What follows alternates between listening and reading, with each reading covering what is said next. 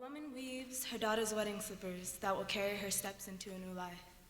The mother weeps alone into her jeweled sewing box, slips red thread around its spool, the same she used to stitch her daughter's first silk jacket, embroidered with turtles that would bring luck, long life. She remembers all the steps taken by her daughter's unbound quick feet, dancing on the stones of the yard among yellow butterflies and white-breasted sparrows, and she grew, like strong, body long, mind independent. Now she captures all eyes with her hair combed smooth and her hips gently swaying like bamboo. The woman spins her thread from the spool of her heart, knotted to her daughter's departing wedding slippers.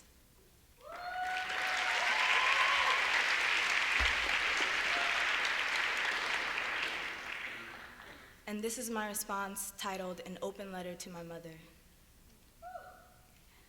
My mother is 7.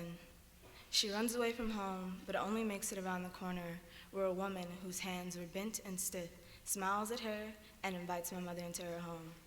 They eat together in her kitchen before the woman takes my mother back. My mother is 13. She runs away from home and finds herself in front of the woman's house.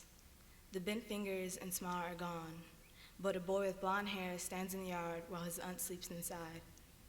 He stares at my mother from the other side of the new iron cross gate and offers her a blunt.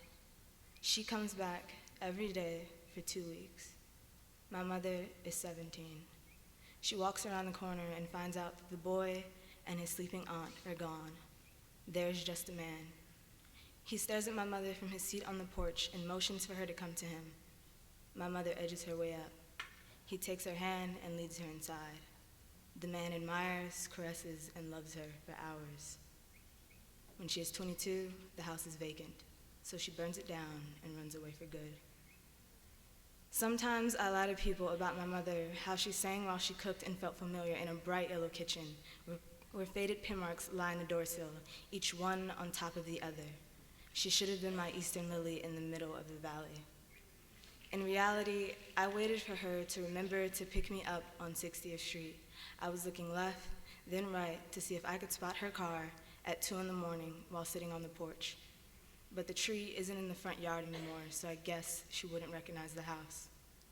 The novelty of having a child wore off sooner than she thought. I guess I needed too much, and she soon found other things to do, like Carlos, whose breath so heavy with Tecate, it left her screaming against the hardwood floors. She forgot that I hid in the closet and used my hands to pin down my younger brothers because they always ran to the neighbors.